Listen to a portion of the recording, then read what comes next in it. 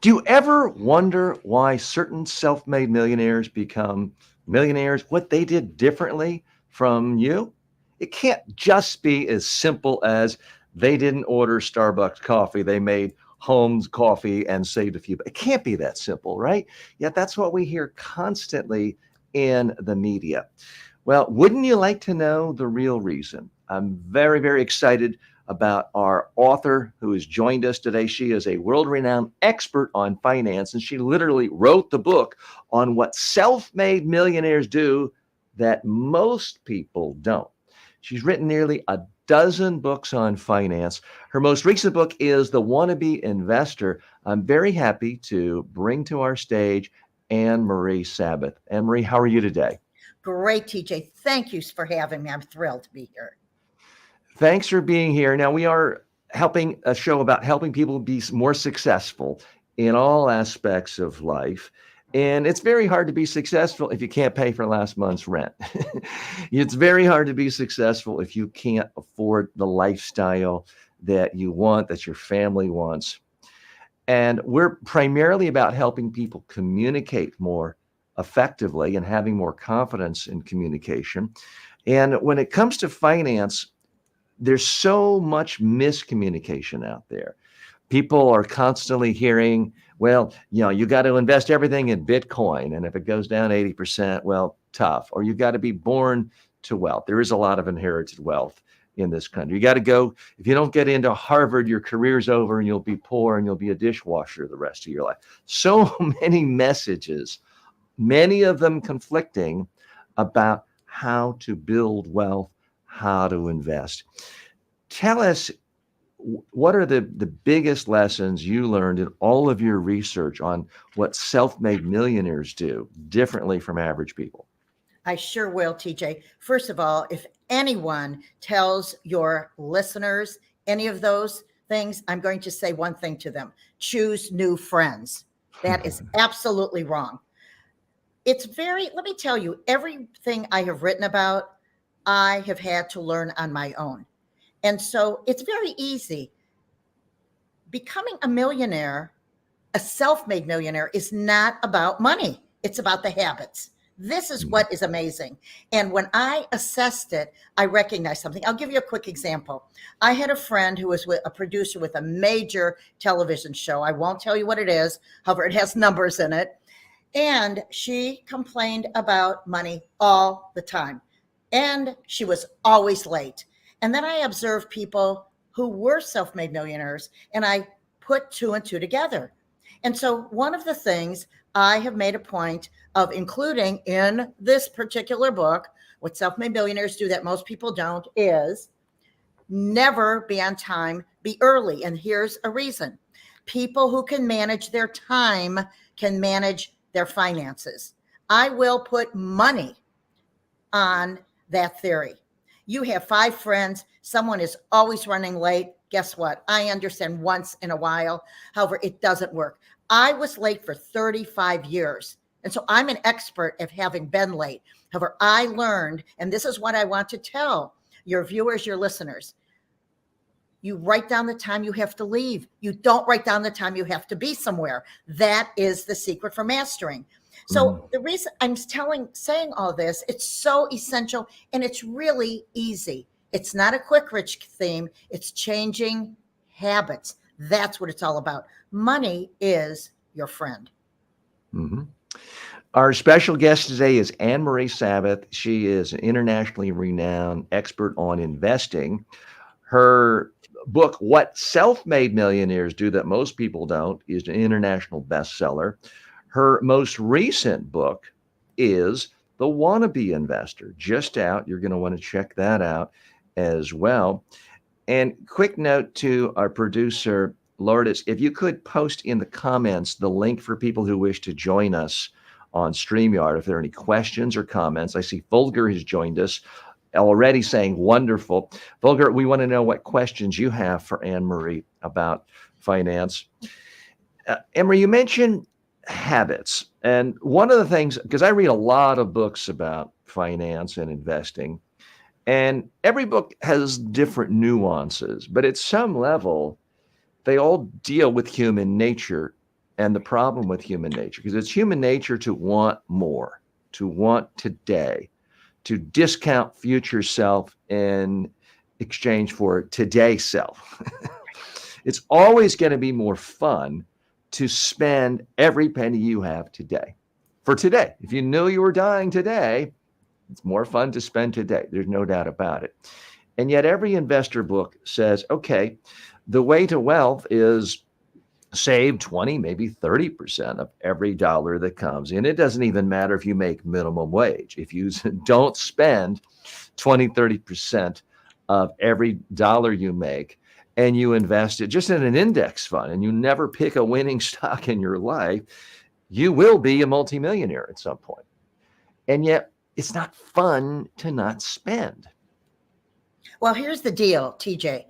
Coffins do not have pockets. That's number one. So it's essential to enjoy your life along the way. However, the most important thing, and I tell you, I didn't listen. When I was 20, I thought I was smarter than the rest of the world, and I wasn't. The most important thing is pay yourself first. You do not have to make a lot. People who make very little are often become self-made millionaires for one reason, because they pay themselves first, and it's how they use their money. I'll give you an example. An example is they pack their lunch rather than spending $15 a day for lunch. There you are. 15 times 30. Are you kidding me? $450 a month where you can use that. So it's not how much you make. Don't blame it on your boss for not giving you additional money. It's you and how you manage it. The most important thing is more. Listen, there are a lot of things to do for fun. So the key, if we want to talk about, the most important thing is passive income means money that's working for you, me, and your listeners and viewers right now. As we are doing this, what is it that we're doing? Do we own a piece of real estate, and is it appreciating over time? Do we have our money in the stock market, and we wait a minimum of 10 years? If Warren Buffett has said, in fact, I'm going to his conference this week and I can't wait. Warren Buffett says, if you're not going to keep a stock for 10 years, don't keep it for 10 minutes. If it starts fast, it ends fast. And so this is called long-term approach. So we're going to get into that when you're ready. However, it's not a quick witch scheme. There are no scams going on. And I can't wait to tell you why I love my competition like Dave Ramsey so much. Okay. Now you mentioned Warren Buffett, and Yes. Warren Buffett is, by most accounts, the most successful investor of all time. He is a great communicator. One of the things he attempts to communicate, and I would say he fails at, which is he says his biggest piece of advice to most investors these days, or certainly young people starting out, is do not pick a single stock. Instead, put your money in an index fund, an S&P 500 index fund, and forget about it for 30, 40, 50 years. You can't help but be a multi-millionaire. And I never hear anyone quoting that, basically. Certainly when he goes on CNBC, that's the last thing anyone wants to hear, because every single player, every advertiser, every other guest has an incentive. Buy this, sell this. They're making money on every trade. They want you to follow every little nuance. What do you think of his basic advice, which is it's foolish for most individuals to even pick a stock? They should just buy an index fund. Well, Warren Buffett's right. I mean, come on. And I'll tell you why. And it's not because I'm going. It's not because I'm going to be leaving Thursday. The reason is when people don't know what they're doing, they should choose an index fund. And I'm not going to advise people what to buy. That's why I tell you, it took me 10 years to study under someone. And I'm not an advisor. I'm a real person who learned to be going from a wannabe to a seasoned investor. And I'm learning every single day. However, the key is you always want to diversify. So if people choose to put their money in an index fund, set it and forget it, that's the way to do it. Now, I will tell you something, TJ, Warren Buffett, more than 42%, and I might be off a percentage, More than 40 some percent of the holdings of Warren Buffett, as far as stocks, is in Apple stock. And the reason he didn't buy 42%, it continued to grow. So what I'm saying to you is it might not be the right thing for you or me, although I love what he's done. The most important thing is to recognize what is it that your end goal is. You have to start a trip, whether it's a financial trip or anything.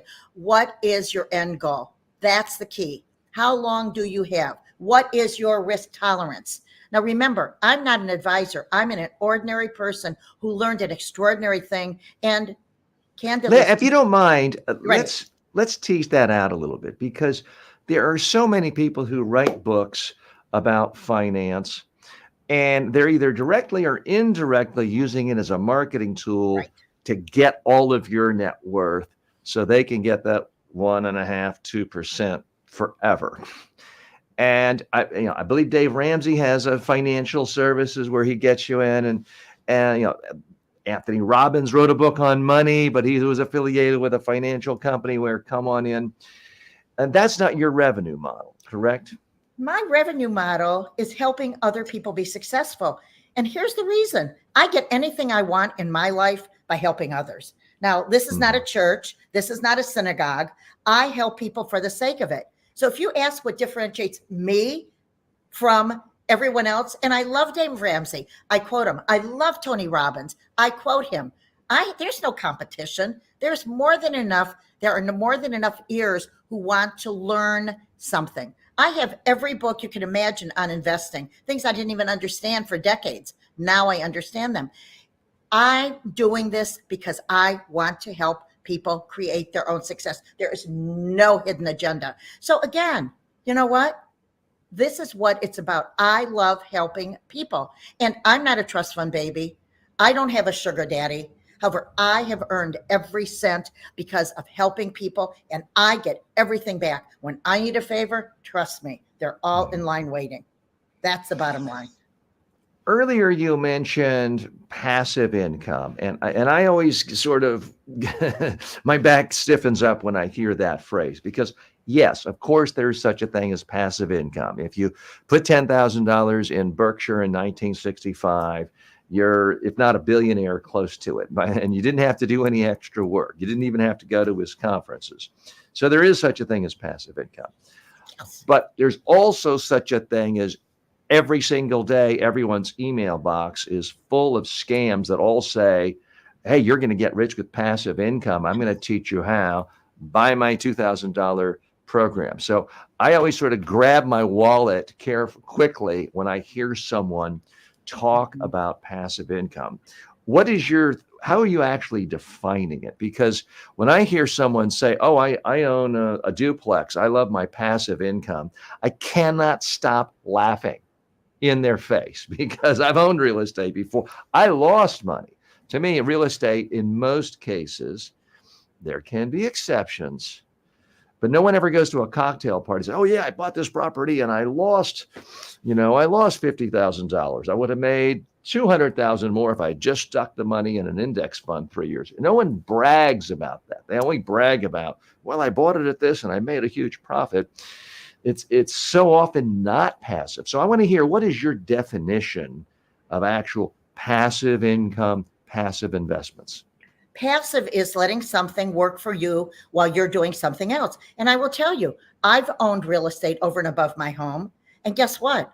There were some where I broke even. There were some where I made a lot of money. And so the most important thing is to know you have to be right more than wrong. That's the most important thing. Passive income is your money, my money, your listeners, viewers' money in stocks, whatever you want. Passive income means it is working for you while you are not expending any energy on it. That's passive income. And it's very important, if I can say this, if I may, I don't want your viewers, your listeners to realize it's a snap of the finger, because what I say in my book, the most recent book that came out, The Wannabe Investor, you are not allowed. If you were with me, I would say to you, you are not allowed to put 1 penny in investing until you, one, have a 401k, that's a retirement fund that an organization typically makes available to you, or if you own your own business, no excuse, you then must have a Roth IRA. And how do you do it? Well, you know what? Pick up my book. I mean, for goodness sake, go online, how to open a Roth IRA. Go to fidelity.com, merrilllynch.com, Schwab, etc., and call their 800 number and tell them you want to know how to do it. With many of those organizations, you don't need to put in a penny. You simply need your Social Security. So you're not allowed to do any of this until you start investing through your fund, and you have to max it to the most. You have to max it because companies, typically organizations, match a certain percentage. This is something else I have to say, if you don't mind. Before my manuscript was published, I was so glad to find out that there is a law that's been passed through legislation called the Secure, SECURE 2.0 Act. What that does is that allows organizations to be able to match a certain percentage of the student loan debt that individuals pay off on their student loans. I mean, this is like a no-brainer. So people should reach out to their human resource manager, to be able to say, does our organization, are they part of, or are they going to be part of the SECUR, Secure 2.0 Act? That's in my book. I mean, are you kidding me? Why not open a retirement account and let your organization match a certain percentage of what you're paying off in student debt? So I'm saying to you, this is important. You can't just jump in and buy a stock. If you do, if it starts fast, it ends fast.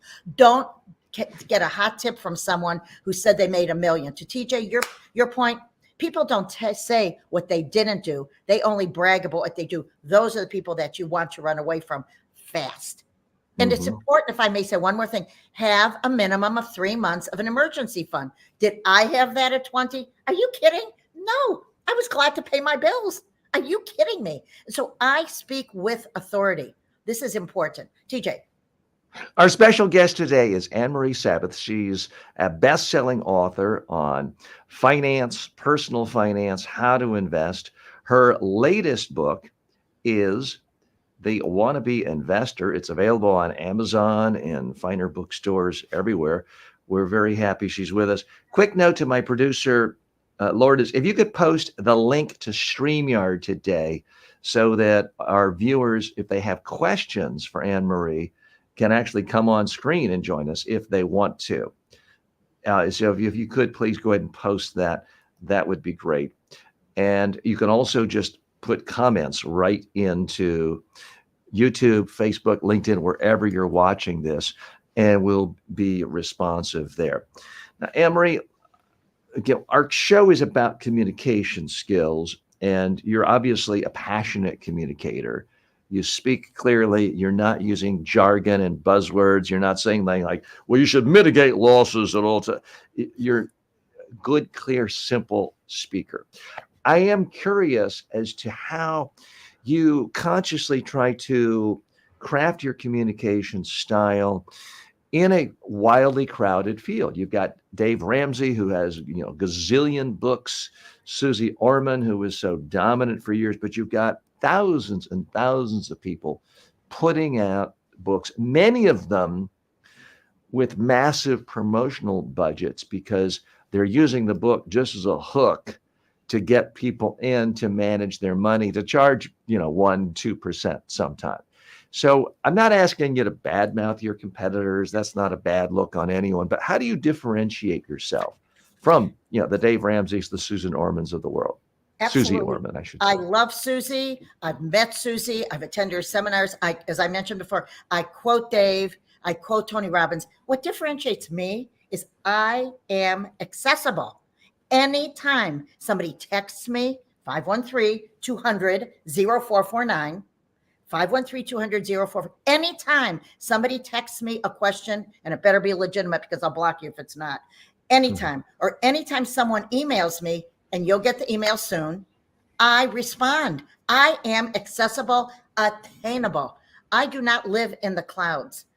Yes, we all have the same amount of time each day. People do it differently. You don't need to go through my assistant. Guess what? I will respond. This is important. So text or emails, you have me anytime. I received an email this morning and I responded ASAP because this is essential. The most important thing when communicating is being transparent and being responsive. So that's what differentiates me. Real person, been there, done that, transparent and responsive. Try me. You'll get something after the show. Now, you were candid and admitted when you were 20, you didn't have, 3 months savings. What really was the turning point for you when you said, I got to get my financial house in order? The turning point for me was to stop being a blockhead and to start listening. And I was 42 before I started funding my retirement plan. I'm being honest. And then I maxed it like no one else. That's number one. The second thing I did is, as I said at the very beginning, I learned money and scarcity do not go hand in hand. Money and abundance go hand in hand. And it begins with a mindset. That's number two. Number three, I surrounded myself with people I wanted to be like, because my mindset, my level of awareness, my financial bank account eventually, didn't just happen, became like them. And this is why I love to be accessible for people, because I want to help to raise them to do exactly what you do, TJ, to give them the confidence to be able to accomplish their goal. For you, it's presentation, media training. For me, it's assisting them in creating their own success, whether it's financially, whether it is beginning a business, teaching them how to do it. And this is as a gift. I don't have a seminar that they can take. Yes, I do an Eventbrite every few months. And for $39, are you kidding me? That's like 2 lunches. They're welcome to join. And I'm only saying to you, I am not somebody who digs into somebody's pockets. I give to people because I get it back tenfold. Mm-hmm. What's your advice to people who say, I don't have a circle of friends who are already wealthy and successful? I mean, I didn't grow up rich, but I grew up, I guess you would call, solidly middle class. My father was an engineer. My mother had been a school teacher. I was maybe one of the poorest kids in my college. I went to a fancy college, but all of a sudden I'm around a lot of people who do have generational wealth. And some of them were nice enough to fund some of my earlier media projects. But we have a lot of viewers for this show in India and Asia and South America, where it may be that no one in their village has what you and I might consider real wealth. What's your recommendation to them? That's easy. My dad was a carpenter. My mom was in banking. Listen, I'm red-blooded. There's no blue blood going on here. And what I did, example, when I started my 33-year-old business in 1987, is every single day, even if it were 20 minutes before I go to bed, I'd have a meeting with somebody I wanted to be like by reading 1 page of a book about how to start a business. Today, to this day, I read something at midnight. I read 1 page about Warren Buffett's advice, some book that I absolutely love that he wrote.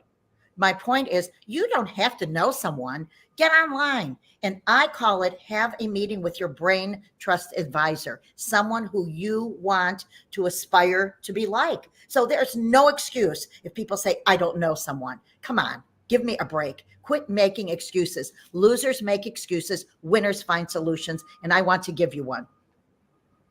Our guest today is the author of What Self-Made Millionaires Do That Most People Don't. Her latest book is The Wannabe Investor.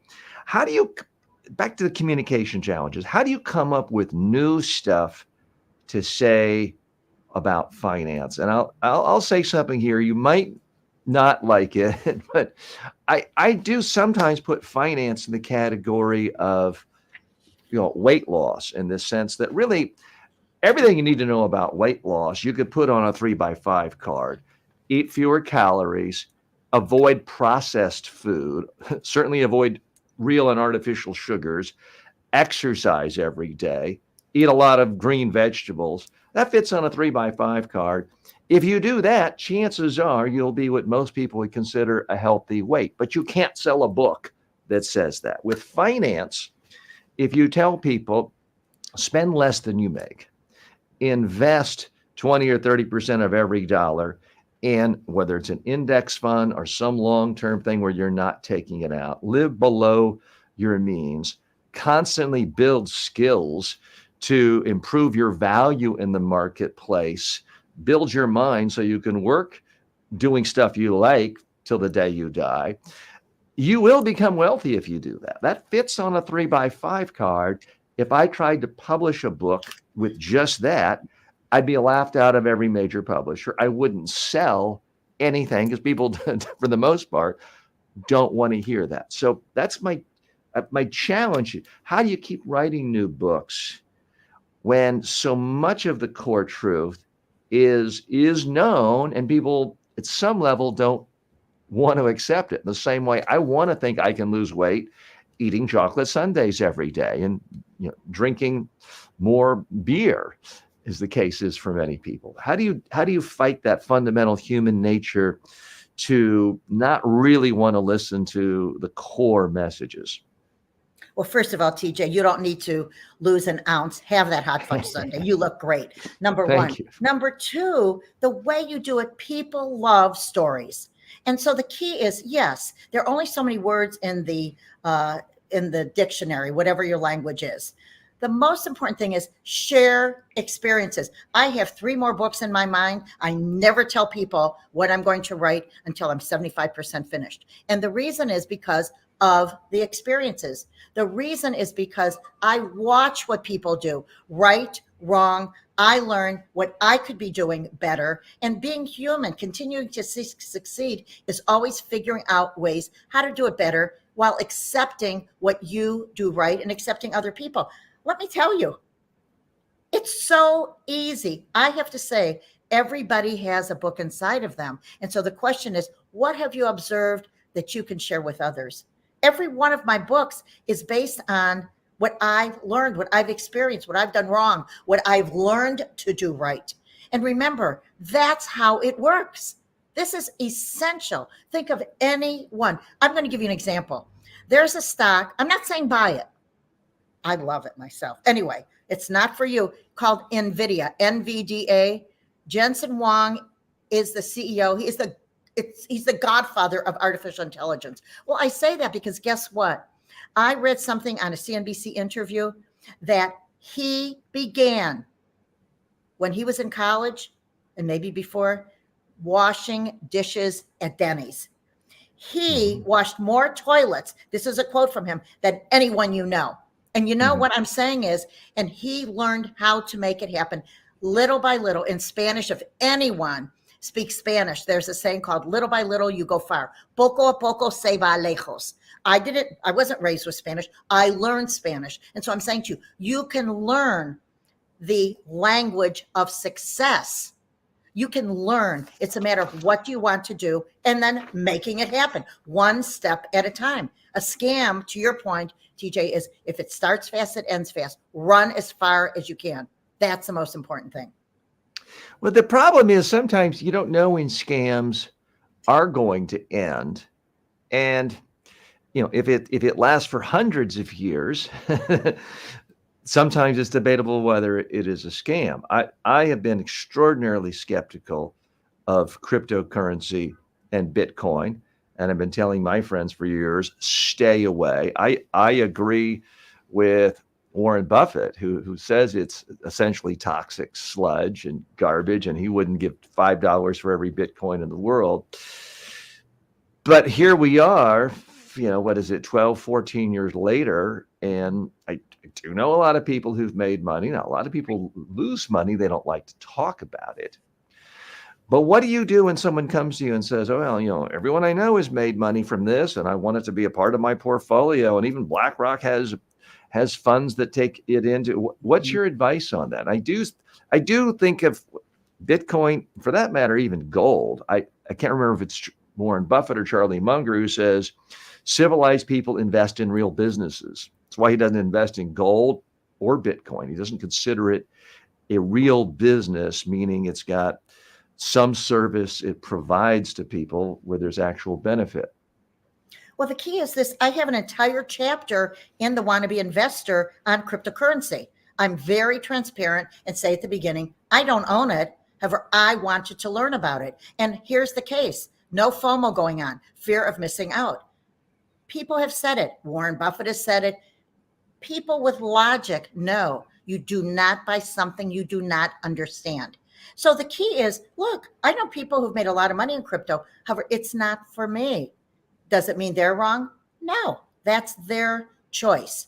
So the key is, rather than negating that it's bad, it's not necessarily bad. It's a matter of us having to learn it and then decide, is this something we want to do? So that's really what it's about. Rather than judging, it's listening and learning, and then making our decisions. That's the bottom line. But let me question you on this idea that you should only invest in things you know. I mean, I have information technology funds. I have no idea what half of these things do. But, the fund has been up 13.9% that's the average for 20 years. It's been up 19% for the last decade.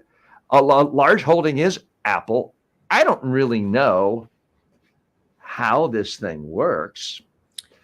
And yet I know how McDonald's works, but if I had if I had significant holdings in McDonald's over the last 10 years, I would not have beaten the index. So is it really true you should only invest in things you know? Yes. The answer is yes. Are you kidding me? Yes. When you go on vacation, you close your eyes and say, I'm going here. You want to know what is there? What is the benefit? Understanding. The answer is absolutely yes. And I'll give an example. You need my book, TJ. I have to tell you, we're going to have to sit down and meet. And I'm not an advisor. It's important. And I go back to Warren Buffett, not because I want to say Warren Buffett all the time, but he's absolutely right. And I have my own Alan Buffett, who's been in the market 65 years. That's how I have learned. Listen, so the key is, when I buy a stock, I make sure that I buy a stock with a moat, M-O-A-T. Do you know what a moat is, TJ? Mm-hmm. Something that protects you, keeps the evil forces out. Exactly. And investing something where you're hoping the downside is so minimal, you're not going to lose your money. Exactly. A moat is something. So give an example. Apple has a moat. Disney, no matter what the share price is, no matter what it's going through, it has a moat. And the reason is because its competition doesn't have theme parks. It doesn't have all the IP. It doesn't have the name recognition. It doesn't have top management. That's a moat. Apple well, let me challenge you there for a minute. And full disclosure for everyone, this is not a financial show. We are not giving any financial investment advice. You're not a registered advisor seeking clients. I'm not. I've got a Series 7, Series 63, but I'm not a financial advisor active. No one's trying to raise money or sell any securities on this show today. But let's just look at Apple. I mean, I have significant holdings in Apple in my index funds, but they have competition all over the place. Other people are trying to sell phones. Android is competing with them every day. You've got federal trade commissions and governments in the United States and throughout Europe constantly saying they're guilty of restraint of trade. They could have major regulatory actions against them. Is it really true that they are destined to have continued, $1 trillion growth the way they've been on for the last decade or so? Yes, yes, and yes. And here's the reason. If you have an Apple phone, you're not going to switch to Samsung because Apple has a network. Your iPad's not going to be connecting with it. This is important. Apple has name recognition. It's so essential. Apple, there's a very high barrier to entry.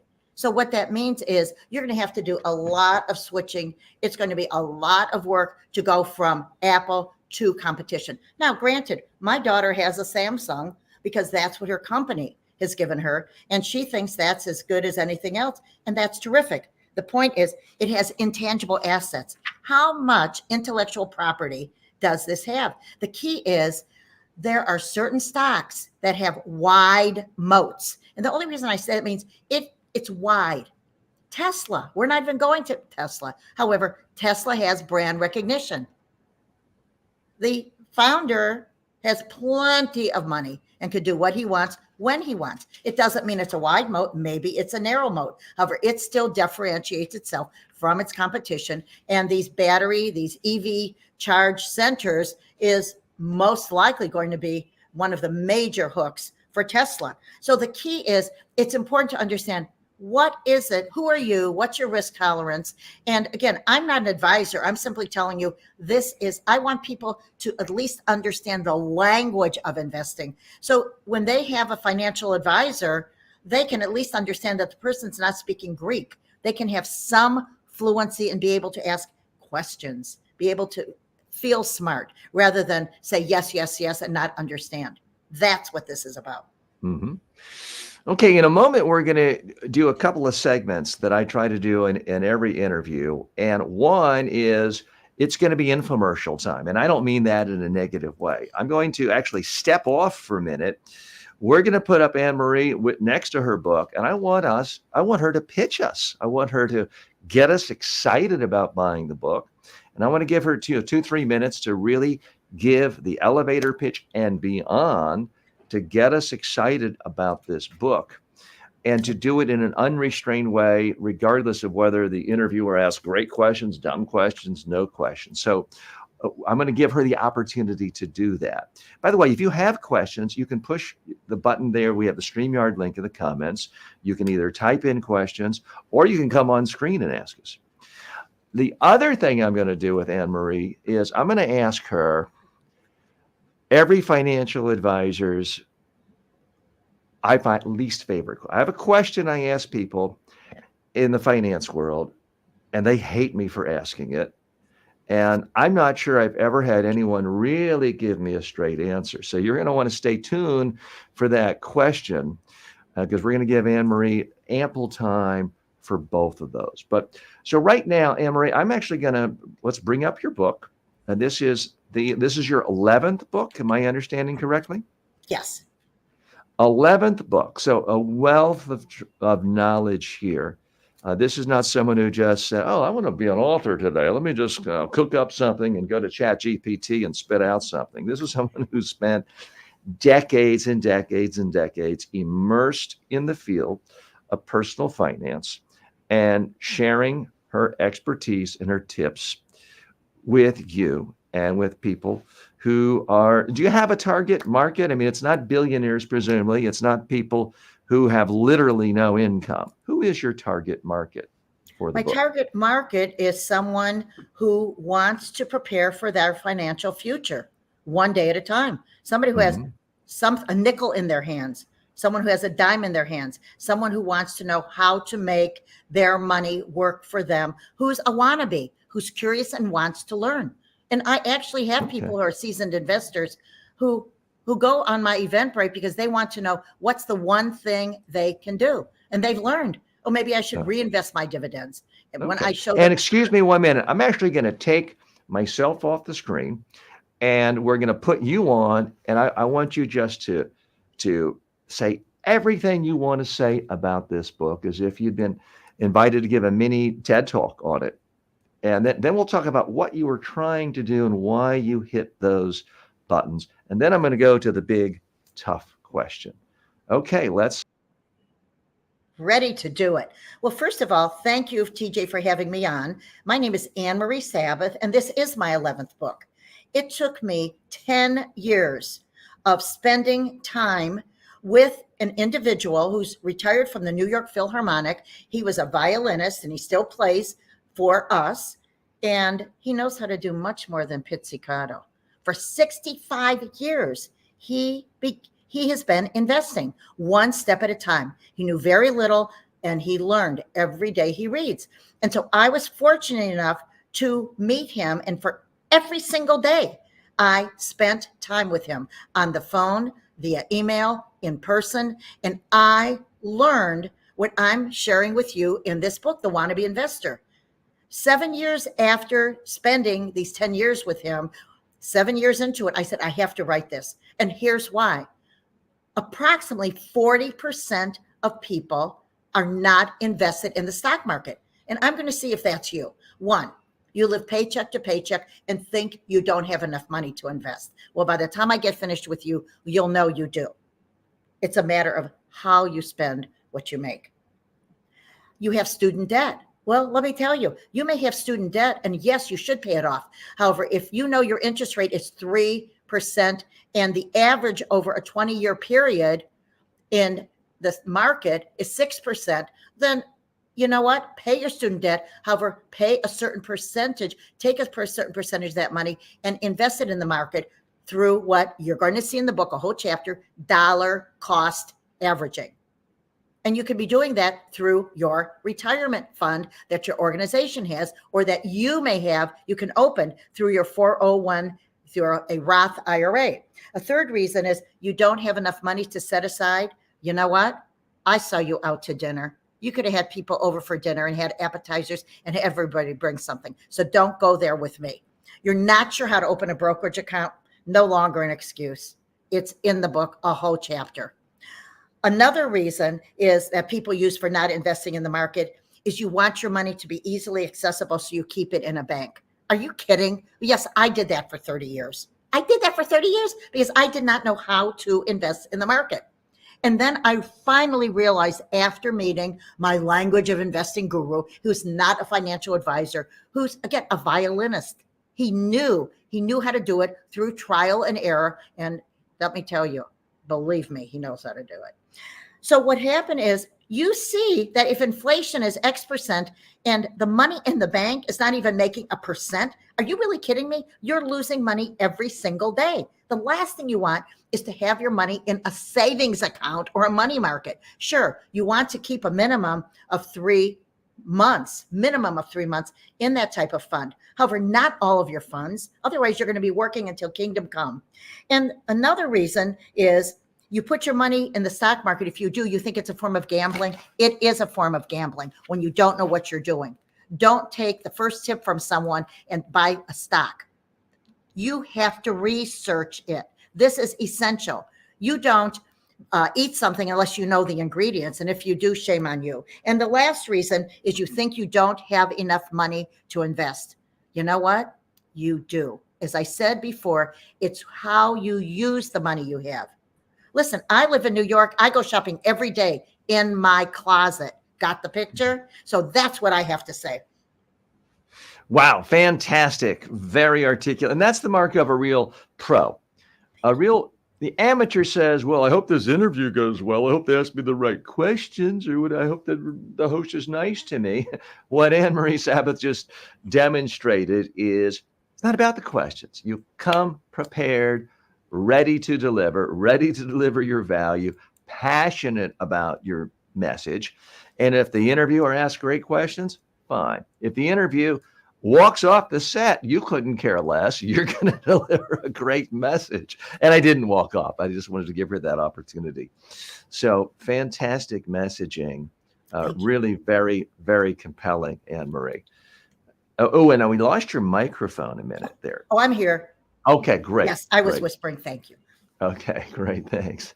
Okay, and forgive me, this is a bit of a long-winded question, and I'm going to give you as much time as you want to respond.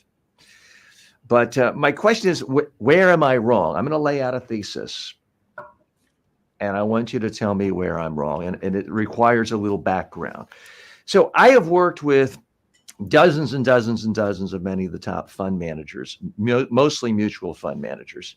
Some of them have been fund manager for the decade. And invariably, they may be up 70%. One literally had the fund of the decade down 70% the next year. What I have come to the conclusion of is no one fund manager really knows anything more than anyone else. Some people can get lucky. 1 year, 5 years, 7, even 10 years. But I go into investing with the idea of it's about long-term. Even though I'm over 60 now, I'm still trying to think of not how can I make a quick buck tomorrow or a stock market go up or do well for the quarter, but how can I accumulate long-term wealth? And I do think that's most people's history. Long-term financial stability, long-term family wealth, ideally generational wealth. And I think a lot of people really do want that. So here's my thesis. If you actually look at the track record of the most credentialed, most successful fund managers over a long period of time, 30 years, by numerous studies, at least 95% of them do not beat the market. There you go. To me, that says that, and I'm going to give you time to pick apart any one of my facts or assumptions. To me, that really says that the second you buy an individual stock, what you're essentially saying is you are smarter than that Harvard MBA, that Stanford MBA, who's got 3 Bloombergs on their desk, who's going to lunch with Marie Bartiromo, getting inside information. You think that your ability to pick a stock and research is going to be better than not one of those guys. And these days, it's still about 95% guys. You're saying when you buy a stock, and if you're buying a lot of stocks for your whole portfolio, you're not saying you think you can outsmart one of these Harvard MBAs who's managing a fund with billions of dollars in BlackRock. You're not saying you can do better than half of them. You're saying you can outdo 95% of them. To me, that is essentially an absurdity. So I personally do not I do not buy a single stock. I only invest in index funds because of that very reason. Yes, it could do well in any week or month or year, but as you mentioned, I'm interested in the more than 10-year period. And I think most people would be far better off never looking at CNBC, never looking at the financial reports, never listening to stock tips. If they simply, every single month, whether it's 20 or 30%, they put it into an S&P 500 index fund, they would save a fortune on fees, and they wouldn't be buying and selling and losing. And when people buy stocks, they panic and they sell and they lose. They say they won't, but they do. If you just put it in and never think about it, you would, by definition, and this has been proven, you would, over the long run, do better than 95% of the most successful financial managers in the world. So, plus you'd have all that time to build a different skill, create content where you're selling things, spend more time doing hobbies rather than, I know so many people who waste all this time day trading and doing things, and over a 5-year period, they forget beating the market, they lost money. And again, you mentioned Warren Buffett. This is what he recommends. And yet, for the most part, no one talks about it. So tell me where I'm wrong in my logic. Again, my thesis is it is completely irrational for anyone other than someone who has a 7-figure income with a major Wall Street firm to ever do anything other than put their money into an index fund, a broad market S&P 500 index fund, or as I do, information technology index fund, because most people blow their money on fees, and they waste their money on fees, and they waste their money on trading. And everyone knows you're supposed to buy low and sell high. It's very hard to change human nature. People buy high and sell low. If you stick it in an index fund and never look at it till 30 or 40 years ago, you avoid all that. So now I'll be quiet and I'm going to listen to you. Well, first of all, number one, there are 3 different types of people. There are people with low risk, medium risk, and high risk. That's tolerance levels. So that's number one. Everybody has to be comfortable about what they do. I do not like CNBC. I love CNBC. Before I even have my first cup of coffee, I turn on CNBC because I have learned so much. Do I agree with them? Not always. I could have changed half their diapers. They're so young. Now, yes, they have something behind them. They have experts behind them. However, I have someone, and this is why I wrote the Wannabe Investor, who's been in the market 65 years. And the proof is in his bottom line. I'm telling you, he is my Alan Buffett. What is it? You tell me somebody who you hear who's been in the market 65 years successfully. And so I tell you, yes, you have to be right more than wrong. Now, stocks go up, stocks go down. There are 3 things you have to do to be successful. Number 1, you have to diversify. You should not put more than 10% in any one stock. Do I do that? Not all the time. Sometimes I break that rule. However, that is the guideline. 2, you must have, again, 10%, no more than 10%. So you have 10 stocks, 10%. That's number 1. Number 2, keep your stocks a minimum of 10 years. In my book, in the Must Know Facts of the Wannabe Investor, there is a woman who's 92 years old. She was told that 92 is the first 62. She was so panicked, thinking, I don't have enough money to live another 20 years. I planned to have my funds last until probably 85, and now I'm 92. I have some left. So what she did is she listened to somebody who was in the retirement center who had a background. He said, take 25% and invest it for 10 years, no more than 10% in each stock, and make sure you only buy one of each sector, because there are 10 business sectors. There's a whole section in the book on that. Well, guess what? Stella did exactly that. And what you will see is there's a chart, exactly what she did. She didn't make millions of dollars. However, she ended up buying, after 10 years, 3 of her stocks were down, were negative after 10 years. However, the other ones were up, and she ended up with a 433,000 after putting in 100,000. Now, that doesn't count taxes, etc. Her bracket was low, needless to say. The point is, those are the formulas for success. Diversify, no more than 10% in any one stock. And in this case, I did business sector, and keep it a minimum of 10 years. Be careful. Be careful who you're listening to. But I'm sorry, I'm confused, because Please. If you're buying the entire S&P 500, you have 500 stocks. So there you go. You are diversified if you get an index fund, number 1. That's right. And if you're focused on long-term, the S&P 500, the stock market in general, has gone up about 10% a year. So approximately 6.5%. I'm not seeing how you've negated my premise, I guess is my question. I did not negate it. Here's the case. Thank you for saying that. And I love a good debate, TJ. Number 1, if you are low risk or medium risk, you might invest in an index fund. If you are high risk, and I am high risk, now I don't jump off a bridge, I don't do these things. However, I enjoy managing my portfolio by stocks, by investing in stocks and following this premise. It's not right for everyone. You have to determine what's right for you. Now, the one thing I'm going to say to you, TJ, because I know your listeners, readers are going to love this. If you have children in your life, or grandchildren, or nieces, or nephews, stop buying them all kinds of crap, excuse my French. Instead, what I've done with my grandchildren 4 years ago, they were 7 and 11. I said, no more toys, no more clothes. Every single Christmas, every single birthday, they get a share of stock. And if a stock's expensive, maybe $500, they're not getting a $500 gift from me. I might buy a partial share, which is called a fractionate share. They also have a charm bracelet, a sterling silver charm bracelet with a stock with a symbol, Apple, Minnie Mouse, Starbucks cup, a plane for GE, and they have actually 19 stocks.